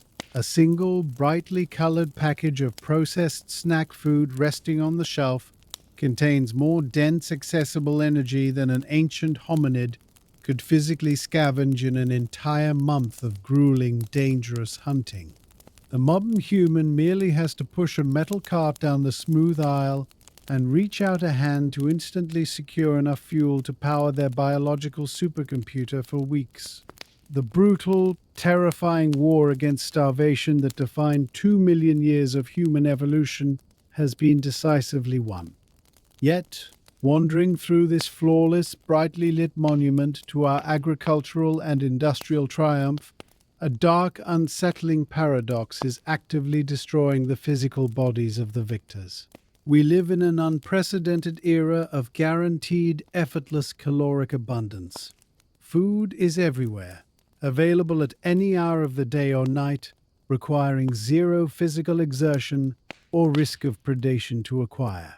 So a terrifying, strictly biological puzzle presents itself under the humming fluorescent lights of the modern grocery aisle. If the human species has successfully engineered the ultimate, limitless food supply, why is modern humanity suffering from catastrophic global epidemics of obesity, severe diabetes, and chronic heart disease? In the ancient savanna, the primary terrifying threat to the human body was the agonizing lack of daily fuel. Today, the primary threat tearing apart our cardiovascular systems and systematically overloading our internal organs is the food itself. It appears to be a cruel, mocking contradiction of our evolutionary success. The brilliant, supercomputing brain solved the brutal problem of starvation so effectively that the industrial solution is now actively, quietly killing the host. Our prehistoric ancestors fought, bled, and died in the dust just to secure a few drops of precious bone marrow. But modern humans are literally drowning in an inescapable ocean of saturated fat and refined hyper-processed carbohydrates. If the human brain is so spectacularly intelligent, Why does it actively command the physical body to continuously overeat these engineered foods until the biological frame violently breaks down under the strain? The tragic, inescapable answer does not lie in a sudden modern failure of personal willpower or moral discipline. The answer lies in a catastrophic, silent mismatch of ancient evolutionary software. The physical human body is a masterpiece of ancient engineering, but its internal operating system is severely, dangerously outdated. The biological hardware of our flesh and the complex neurological wiring of our minds were forged directly in the unforgiving furnace of the starving Pleistocene savanna. For 2 million grueling years, dense, high-calorie foods like sweet fruit sugars and heavy animal fats were exceptionally rare and fleeting miracles. Finding a wild honeycomb dripping with sticky golden sweetness hidden inside a hollow tree was a staggering, life-saving biological lottery ticket. Because these vital, high-octane fuels were so tragically scarce in the wild, the human brain evolved a brilliant, ruthless survival mechanism. It hardwired the internal neurological reward centers to forcefully release a powerful, euphoric flood of dopamine whenever the hominid tasted pure sugar or rich roasted fat. This intense chemical reward system was a strict, non-negotiable command from the biological supercomputer. When you stumble upon this rare fuel, you must eat every single bite of it immediately, because you might not find it again for another 6 months. The ancient brain learned to obsessively, relentlessly crave these dense calories to survive the lean, freezing winters and the scorching, barren summers. The hominid that aggressively gorged itself on wild honey survived to pass on its genes, while the hominid that casually walked away from the sweet calories simply starved to death in the dust. This relentless hoarding instinct was the perfect, flawless biological software for a harsh prehistoric world defined by constant, agonizing deprivation. But the modern human no longer wanders through a harsh, unpredictable wilderness searching for a rare wild honeycomb. We currently exist in the center of a relentless, artificial caloric avalanche. We have effectively paved over the starving savanna and replaced it with a 24-hour drive-through window of endless, cheap energy. Yet, the biological supercomputer locked inside the dark theater of the skull has never actually received the evolutionary memo that the great prehistoric famine is officially over. When a modern human walks down the brightly lit, air-conditioned aisle of a grocery store, surrounded by thousands of cheap engineered candy bars and deep-fried snacks, the ancient software immediately boots up in the dark. The brain sees the towering walls of refined sugar and heavy processed fat, and it panics. The outdated prehistoric programming still fiercely believes that a brutal freezing winter is waiting just around the corner. It forcefully triggers the exact same euphoric dopamine flood that saved our ancestors in the wild, demanding that the body consume the sweet, heavy fuel as fast as possible to build vital emergency fat reserves. The human mind is literally trapped in an endless survival loop, aggressively commanding the stomach to hoard energy for a starvation event that will simply never arrive. The brilliant, supercomputing brain is quietly, tragically poisoning its own physical host with the very abundance it worked for 2 million years to finally engineer.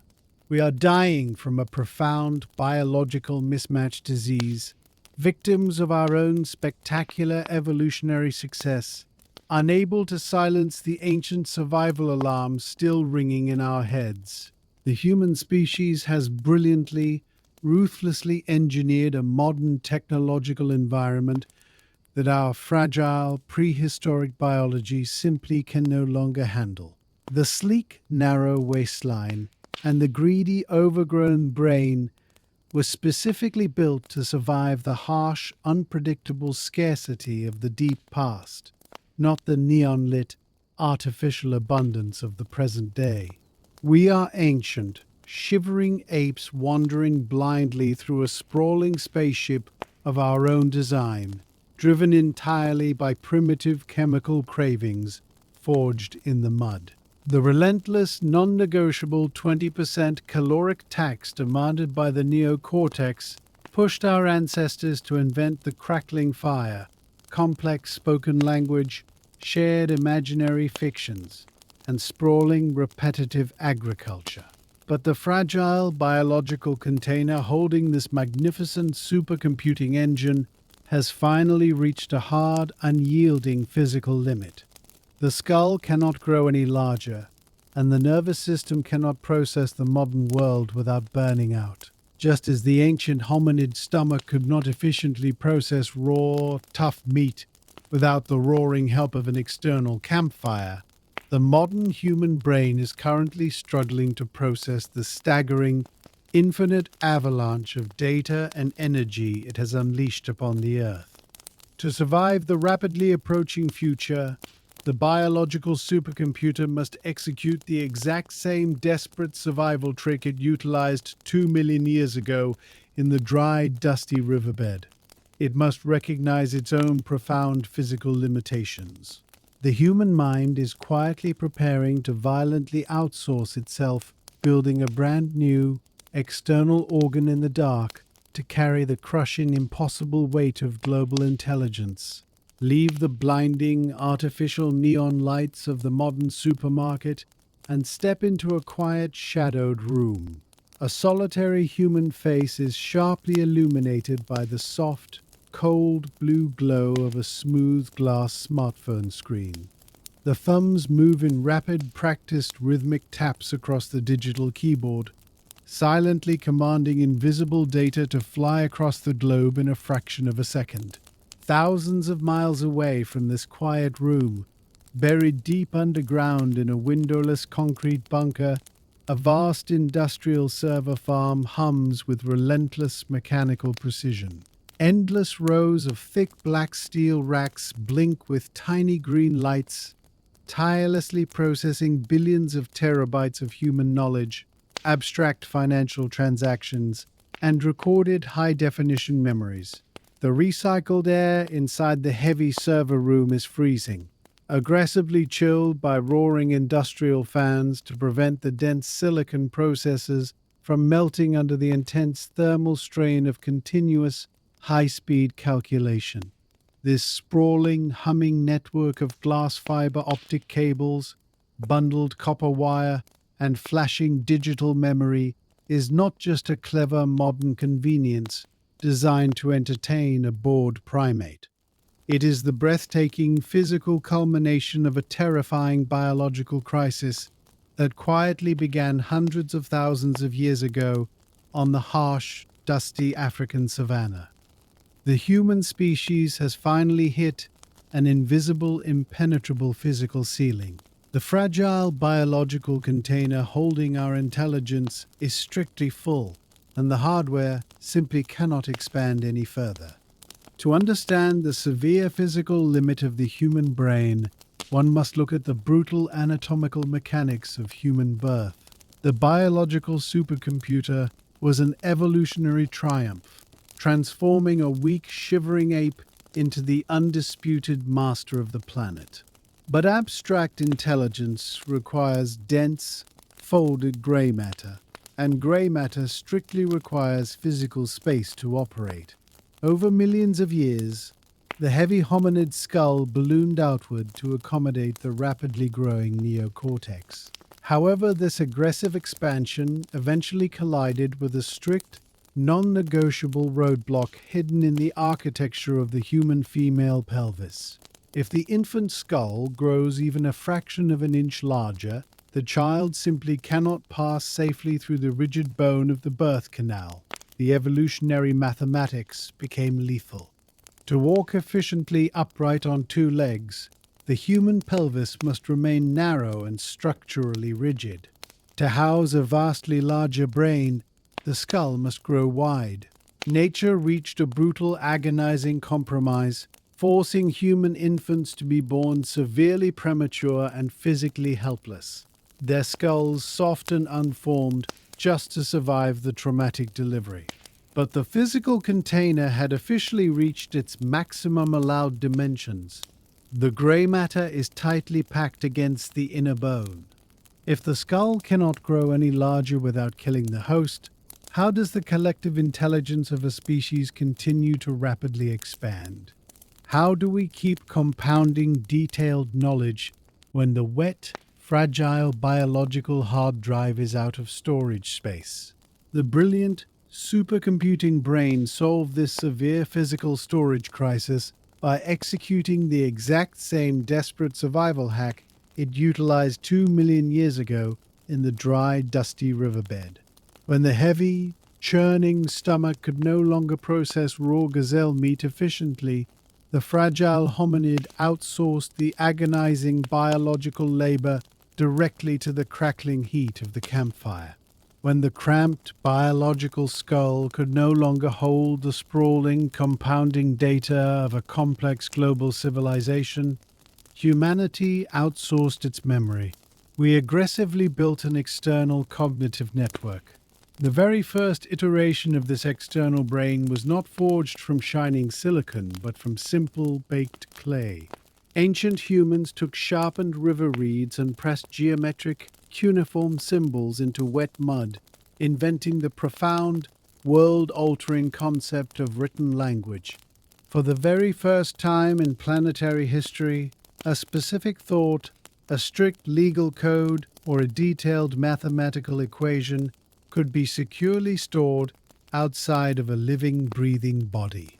The baked clay tablet did not require a continuous 20% caloric tax of premium glucose to maintain its memory. It did not forget the vital data when it grew tired, and it did not lose the information when the author died of old age. The magnificent invention of writing allowed human intelligence to violently break free from the restrictive biological prison of blood and calories. We built towering, quiet libraries packed with thousands of fragile paper scrolls, creating vast, silent server rooms constructed entirely of dried wood and black ink. From the ancient, baked clay tablets of Mesopotamia, the external cognitive network aggressively compounded its own mechanical power. The quiet, dusty paper libraries slowly evolved into roaring, heavy-duty printing presses, forcefully mass-producing the stored data of the species at a terrifying, relentless speed. But the true explosive leap in the history of outsourced intelligence occurred when the biological brains figured out how to effectively trap raw electrical lightning inside a tiny piece of melted sand. The brilliant invention of the silicon microchip and the modern digital hard drive represented the ultimate, flawless realization of the outsourced mind.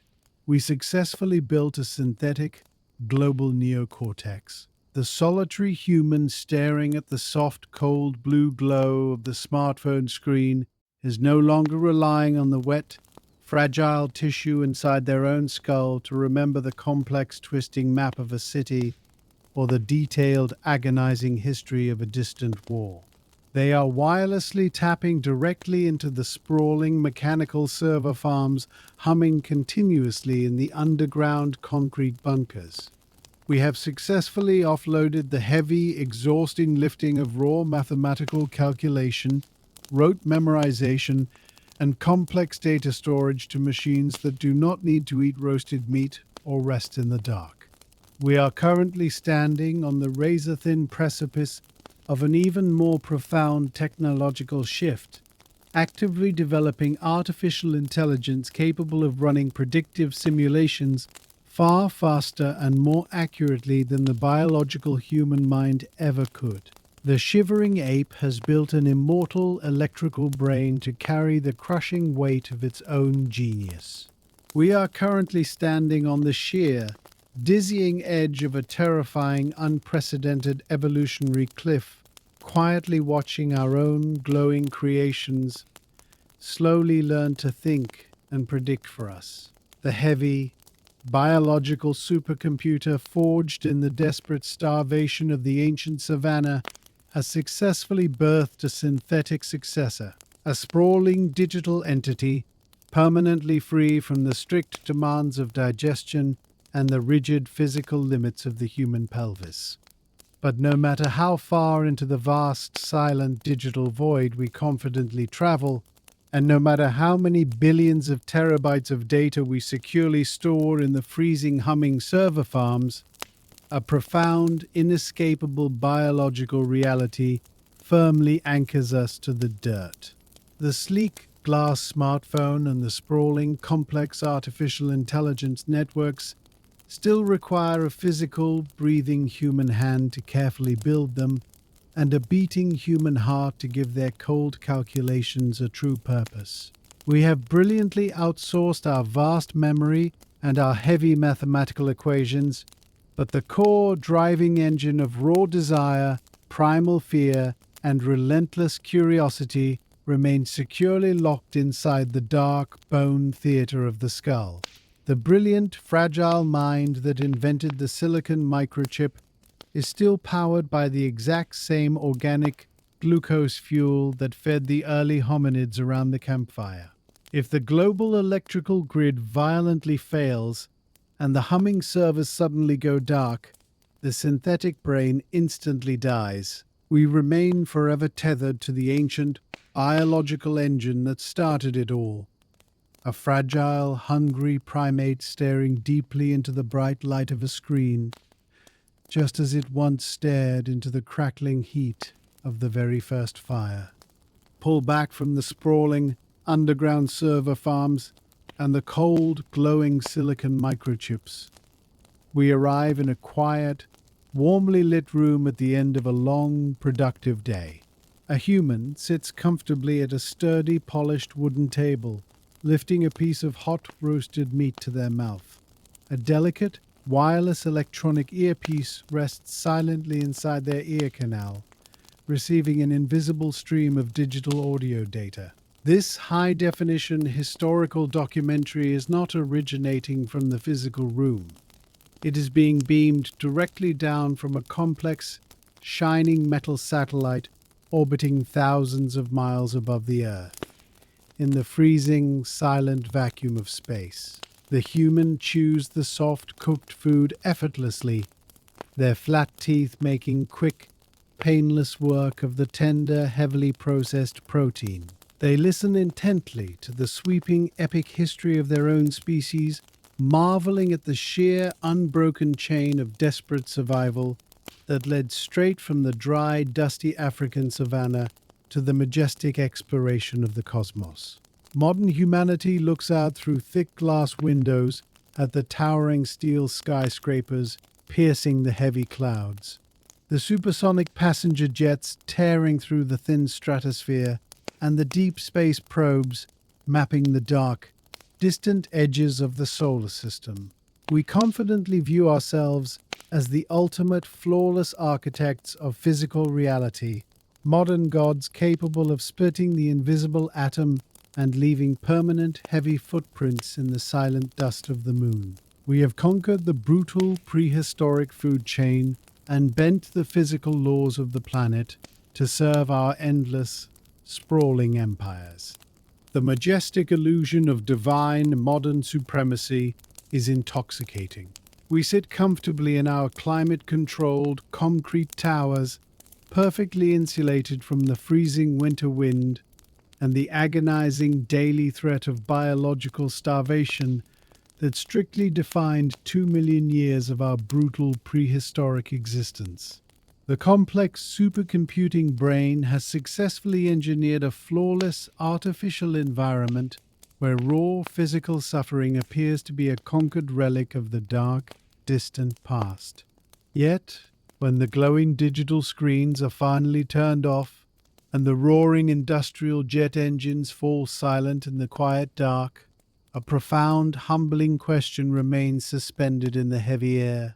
Strip away the sprawling, interconnected digital networks, the glowing silicon microchips, and the shining metal satellites orbiting in the freezing vacuum of deep space. Beneath the heavy layers of synthetic clothing and sophisticated mechanical technology, what is the modern human, really? Are we truly the flawless, invincible masters of the physical universe? Or are we simply hiding behind an elaborate, manufactured curtain of steel and electricity? To find the raw, undeniable truth, one must look past the towering skyscrapers and peer directly into the fundamental biological architecture of the human body. The stark, uncompromising reality is not written in the complex lines of computer code, but in the ancient, unforgiving mathematics of blood, muscle, and daily calories. The bright illusion of godhood quickly shatters when directly confronted with the fragile physical container that still houses the mind. Beneath the shining veneer of modern civilization, we remain exactly what we were on the scorching prehistoric plains. We are still just fragile, vulnerable, upright apes, desperately managing a terrifyingly expensive biological engine. The sleek glass smartphone and the humming server farm do not change the strict, unyielding laws of thermodynamics operating constantly inside the human flesh. The heavy, overgrown parasite securely locked inside the dark bone theater of the skull has not reduced its steep daily demands by a single fraction. The ruthless 20% caloric tax remains in full, non-negotiable effect every single day.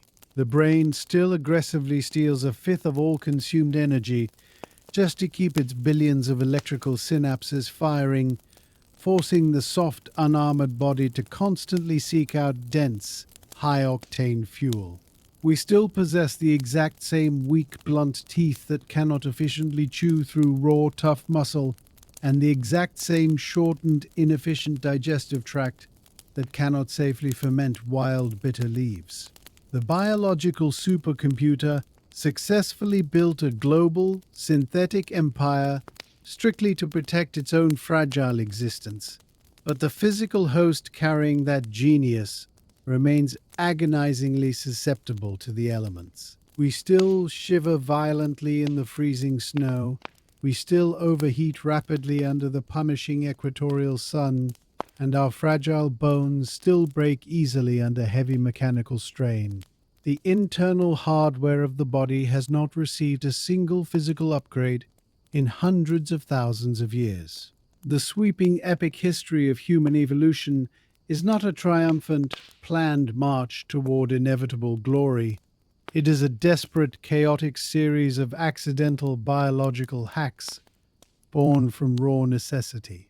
The human brain stands as the ultimate, breathtaking paradox of the natural world. It is a greedy, fragile, energy-hogging parasite that accidentally conquered the entire planet simply because the host's stomach was too weak and inefficient to properly digest raw, scavenged gazelle meat. If the ancient hominid had possessed the strong, acidic gut of a stalking leopard or the heavy, churning fermentation tank of a wild silverback gorilla, there would have been zero evolutionary pressure to capture the dancing flames of a wildfire. Without the desperate biological need to outsource digestion to the crackling heat, the colossal surplus of metabolic energy would never have been violently rerouted straight up the spinal cord. The skull would never have ballooned outward to house the expanding supercomputer, and the profound ability to run predictive, high-definition simulations would never have materialized in the dark. The soaring steel skyscrapers, the complex wireless internet, and the sprawling geometric agricultural fields are all the direct, unintended downstream consequences of a severe prehistoric digestive failure. The physical vulnerability of the upright ape was the precise, exact catalyst for its ultimate supremacy. We rule the globe today not because we were physically strong, but because we were fundamentally, dangerously weak. The profound, unyielding legacy of the starving savanna is permanently etched into every single facet of modern human existence. The ancient, agonizing struggle for daily calories dictated the narrow shape of our aerodynamic waists, the heavy size of our rounded skulls, and the sprawling, interconnected architecture of our global digital networks. The grand, sweeping journey from a shivering, vulnerable prey animal hiding in the dry brush to the undisputed architect of the earth is a humbling testament to the raw, transformative power of biological desperation. The biological supercomputer found a brilliant, ruthless way to break the strict, rigid laws of the prehistoric food chain, rewriting the mathematical odds of planetary survival through the mastery of the flame and the brilliant invention of shared fictions. So, as the long, sweeping narrative of human cognition finally comes to a quiet rest, a final, awe-inspiring perspective remains suspended in the dark. The next time you sit in the quiet night around a crackling campfire, watching the bright, glowing red embers dance and shift in the freezing air, remember the true heavy weight of the ancient history burning brightly before your eyes. You are not just looking at a simple chemical reaction, a tool to cook a meal, or a comforting source of thermal heat to warm your shivering hands. You are looking directly at the glorious external stomach that miraculously gave you the power to think.